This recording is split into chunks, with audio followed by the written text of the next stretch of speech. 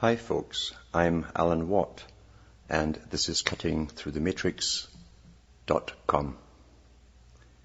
It's March the 6th, 2008, and I thought I'd just put a blurb out to mention more things that you can really do on the air, because when you're on the air, you have callers who can get off topic and so on with different questions, and whatever's interesting the individual at the time comes out, and you can't stay on a particular topic. So tonight, I think I would like to talk about this big, massive juggernaut that's called culture creation. We tend to see the effects of alterations within culture as they're happening, as we're living through the initial effects, the visible effects. Yet we don't realize that no part of a change in culture happens spontaneously. It can take 40, 50, 100 years to implement the initial changes of perception within cultures so that it will manifest down the road. It's no secret there's been a war on the world for a long time. Very old war, in fact. You can trace it back thousands of years if you go back into the various sects and fraternities that existed and proliferated from Egypt, and no doubt from Babylon itself, and in Greece. Because the philosophers who trained primarily in Egypt, the ones that we know of, I know that there were ones before who trained in Sumeria, in fact, before that, but no records left that we have access to. But the Egyptian ones, at least the ones who went to Egypt, did leave records, and they became the great philosophers, and they were aristocracy of Greece. They were the creme de la creme who were sent off for these educations, and they came back, generally starting up their own schools, and they would then start to implement very slowly in their own time too differences in thinking, of viewing things, perception changes, by either adding knowledge. And adding knowledge sounds very good until you think, wait a minute, to add knowledge, you must have all knowledge on a particular subject given. The trick is to give selected knowledge, and then your audience will come to preordained conclusions. It's still the same today. The perennial philosophy or religion, as it's sometimes called, is a form of nature worship. It's tied in, it's a central core of Hinduism.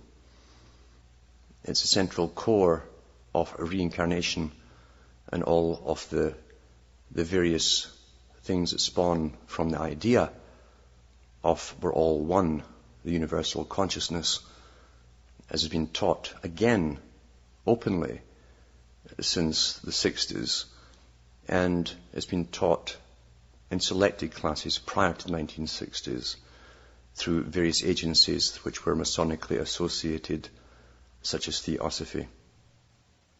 And yet, if you go back to the Neoplatonists in Alexandria, you'll find they took the ideas from Plato, the idea of the Hegelian argument, because it pre-existed Hegel, where you would have conversations, imaginary conversations with imaginary friends or students, and put it in a book form with a question-answer type scenario, and you would lead someone through a form of logic, the idea being to guide your audience as they read it, or is read to them. You would guide them to a particular form of reasoning, which again you had preordained. And this was a very, very old technique, which is used even today very successfully. But the ancient Greeks talked profusely about matter. And I used to wonder why on earth would even a leisure class living high off the hog of the public And that's how you get leisure classes. In fact, school, the Greek word it comes from, really means leisure. You had to have leisure to go to school. And schools back in Greece were not compulsory in ancient times. But those with nothing much to do and plenty of money, sons and daughters of the aristocracy, at least the daughters eventually with Pythagoras, were allowed to participate and listen. They talked about matter. Now, why on earth would these characters who didn't have anything beyond the sailing ship and the horse and cart or the donkey, why would they be talking about matter and what matter was made up of?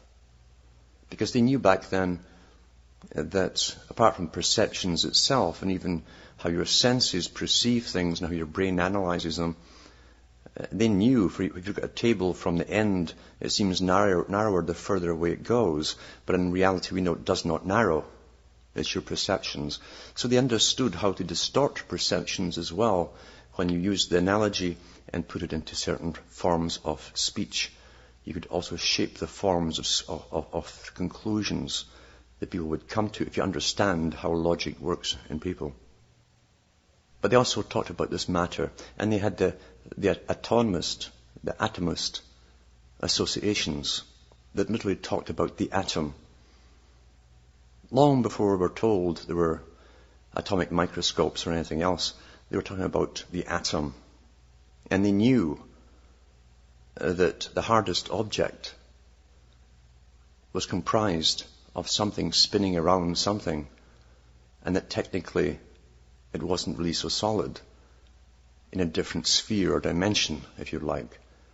And this was talked about, and they had schools on it back in those days. They were not going ahead to give us aircraft or inventions you think that would be of necessity for them.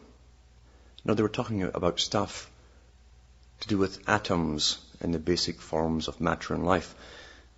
But when they married Plato's dialectic process with the mystery religions, the mystery religions are no different than they are today. Because back then, there was a plethora of beliefs, often called Gnostic beliefs, and nothing to do with the new Gnostics that are out these days. But they married them with the mystery religions. The mystery religions always centering around special people who were evolved more than other people.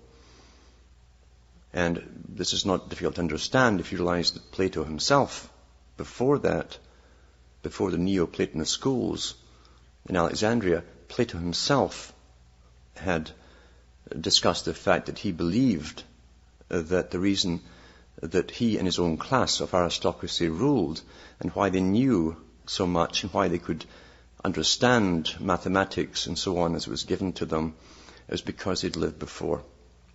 Reincarnation is a very old idea. It appeals tremendously to vanity, and it goes to absurdity, of course, because you meet thousands of Cleopatras, and I always tell each one that tells me she was Cleopatra, it must have been awfully crowded in there. But it appeals to the ego. You never find Cleopatra's chambermaid, the one that carries the potty. You never hear anyone saying that. So it's an egotistical thing, but it was believed, again, thousands of years ago by those who ruled.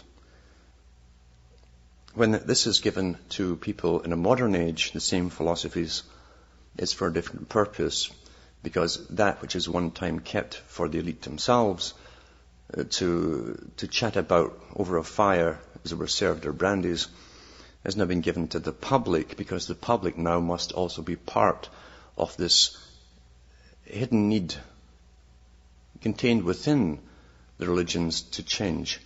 And it's a change which has already been planned for the whole world and humanity itself.